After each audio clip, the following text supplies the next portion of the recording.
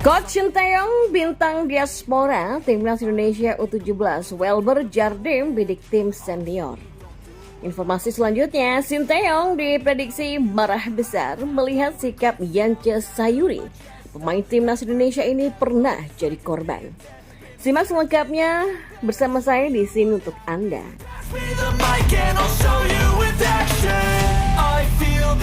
Informasi yang pertama, ya, Timnas Indonesia U17 cukup selektif dalam memilih diaspora yang akan bergabung dalam skuad dan main di Piala Dunia U17 2023 yang berlangsung di Indonesia. Satu dari sedikit pemain yang terpilih yaitu Welber Jardim. Welber Jardim merupakan pemain diaspora Timnas Indonesia U17 yang main di klub Sao Paulo, Brasil. Pemain yang bisa main sebagai fullback dan winger ini diharapkan bisa angkat prestasi Timnas Indonesia U17 di masa mendatang.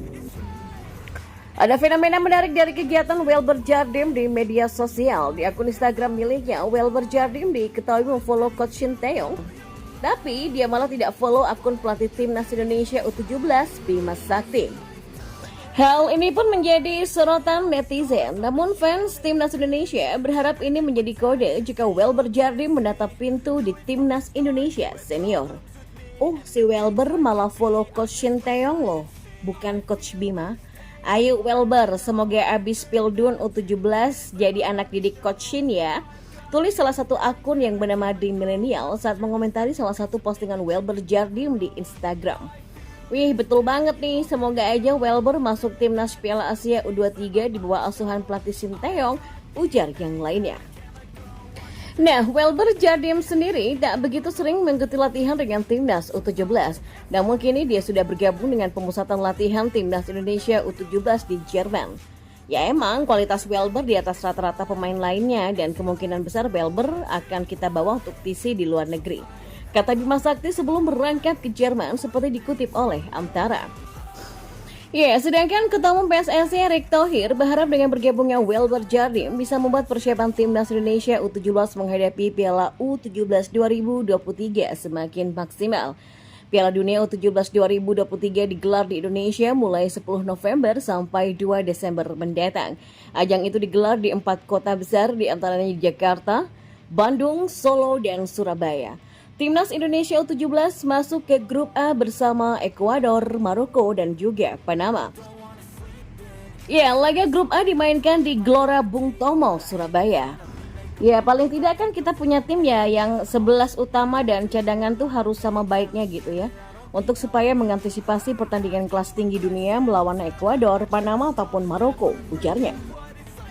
Ya, Timnas Indonesia U17 punya banyak pemain yang berbakat, namun Welber Jardim saat ini boleh dibilang punya jam terbang yang paling baik dibandingkan pemain junior lainnya. Dan tidak aneh, prestasinya bersama Sao Paulo U17 membuat fans Timnas U17 berharap besar dengan pemain yang dijuluki Neymar dari Indonesia ini.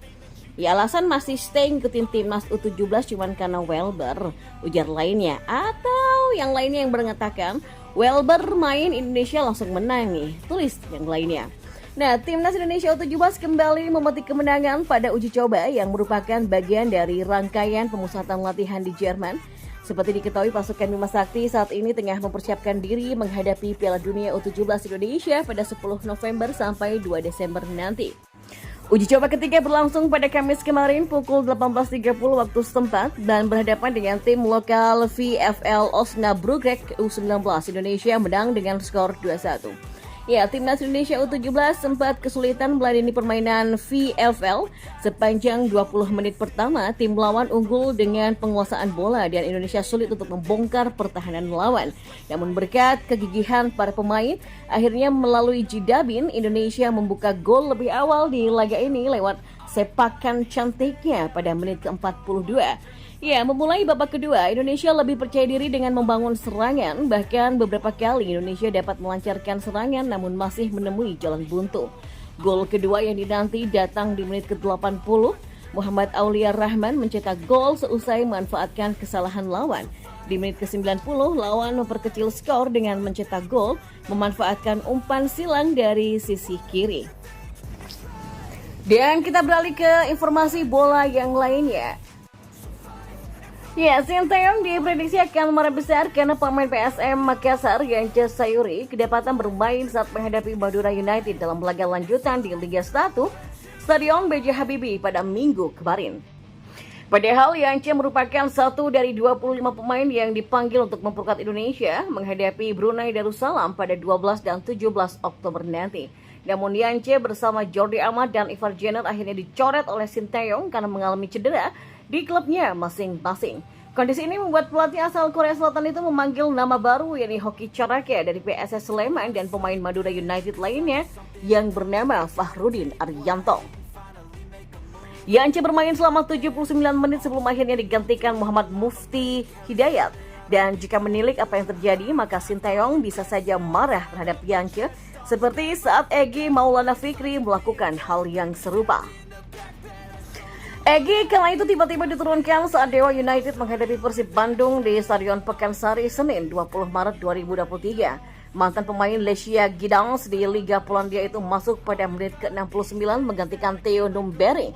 Sama seperti Yance, pencoretan Egy dari pemusatan latihan atau TC Timnas Indonesia menjelang FIFA Matchday melawan Burundi karena menderita cedera. Akhirnya Sinteyong memanggil penyerang Borneo FC yang bernama Stefano Lillipali untuk menggantikan posisi Egy. Sinteyong pun memberikan respon terkait sikap Egy yang menolak dipanggil timnas tetapi memilih bermain bersama Dewa United. Jujur nggak tahu harus ngomong apa, tapi saya berharap para pemain harus mementingkan timnas, kata Sinteyong. Ya, akhirnya Sinteyong tidak pernah lagi memanggil Egy dalam beberapa agenda timnas Indonesia, termasuk saat bertemu juara Piala Dunia Argentina. Namun, Egy kembali mendapatkan panggilan timnas Indonesia setelah ditepikan Sinteyong untuk menghadapi FIFA Matchday melawan Turkmenistan pada 8 September kemarin di Stadion Gelora Bung Tomo. Ya, pemanggilan ini merupakan kali pertama bagi pemain andalan Dewa United tersebut sejak Piala AFF 2020. Dia tidak dipanggil Sinteyong ketika timnas Indonesia berlaga di FIFA Matchday menghadapi Burundi, Palestina, dan juga Argentina. Ya, apabila melihat kasus Egy, maka ada kemungkinan Sinteyong bakal melakukan hal yang sama kepada Yance, yakni menepikannya di beberapa pertandingan.